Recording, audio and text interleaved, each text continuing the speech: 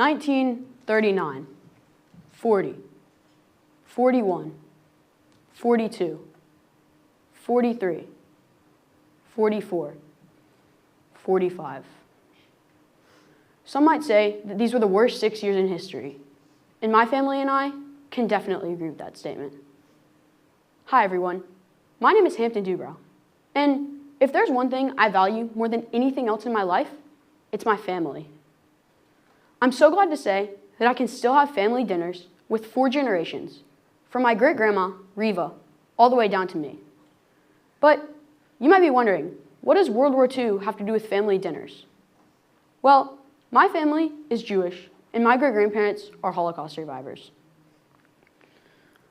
2 years ago, I had my bar mitzvah.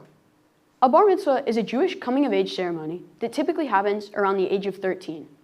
And at the ceremony, the person who's being bar mitzvahed leads services and reads from the Torah. But one part of the ceremony that I've always thought was really interesting was the project. Typically, a bar mitzvah project revolves around helping the community in some way. And some common examples of this are by donating to charity or volunteering at a food bank. But I didn't really feel a personal connection to any of these. Then, with the help of my parents, I got it. I decided to write a story about my great-grandparents' life. And today, I want to teach you the lessons that I learned and the impact of confidence on decision-making. But when my great-grandparents were 13, they were both living a life unthinkable to you and I.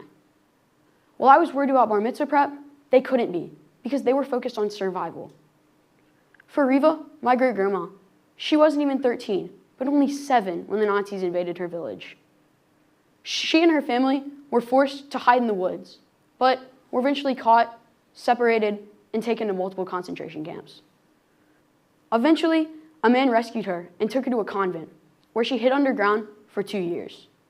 And after the war, she reunited with her parents.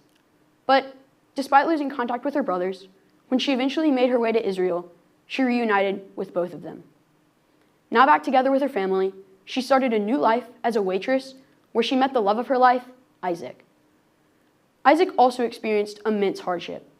At a young age, he was forced in the Warsaw Ghetto, facing starvation and disease, losing his grandmother and brother to typhus.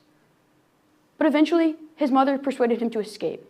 And after learning about the Catholic Catechism, he avoided Nazi capture by posing as a Catholic in a different village. After the war, he returned to his hometown, only to find it in ruins. And with his old life behind him, he decided to move to Israel, where he became a police officer and met Reva. After they met, they had 2 children and made the decision to move to America. According to PBS, humans make about 35,000 decisions each day. 35,000 daily opportunities for a person to change their life. To further, McKinsey & Company ran a study and found that during necessary times of decision-making, we spend about 37% of the time contemplating those decisions. Clearly, we all make a lot of choices, but we spend close to the majority of the time thinking about the outcomes of those choices. For example, a Toronto-based journalist ran a study and found that 20% of all American adults are indecisive. This means that 1 in every 5 American adults are uncomfortable with their decisions.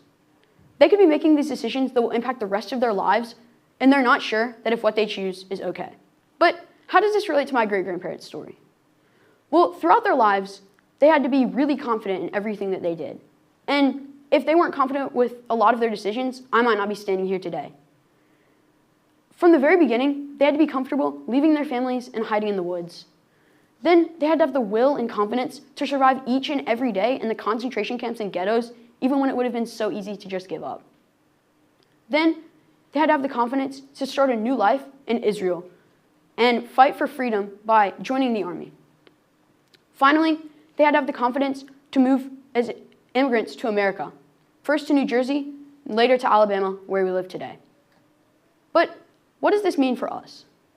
Well, according to the Harvard Business Review, one of the best ways to be more confident is by weighing the impacts of your decisions. Looking at the short and long-term impacts is an easy way to be more comfortable because it allows us to see if the benefits outweigh the harms. They go on to explain that making realistic decisions is another easy way to be more comfortable because it allows us to carry out these decisions in a more positive and healthier manner. But what can you do?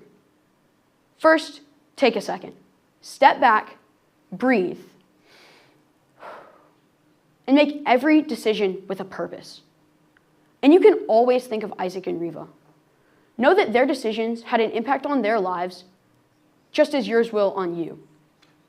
This even applies to such simple decisions as me sharing my bar mitzvah with my great-grandmother because she never got a chance to have one. So please, think of Isaac and Reva and make confidence in your decisions, knowing that they will have an impact on the next generation just like theirs did on me. Thank you.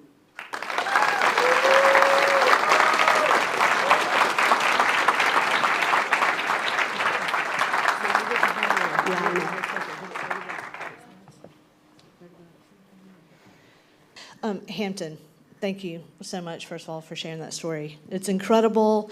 And one of the things you mentioned in your talk is that you have dinner with all 4 generations of your family, which I don't know, how many of you can say you have dinner with all 4 generations of your family?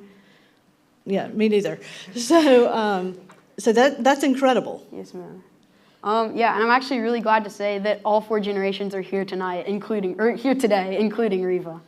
So Reva, would you stand up for us, please?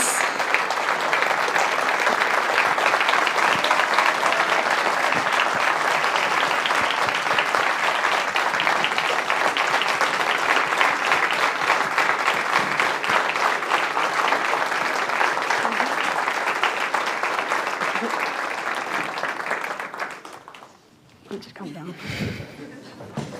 While Hampton's making it down for Reva, I do want to say that thank you to the Alabama Holocaust Education Center. They are here with us today, and they have set up a booth in the cafeteria, and they will be available in there for you to get more information about their organization. Also, Reva will be there in Hampton, so please stop by, and just the whole Doobrow family, y'all just wave.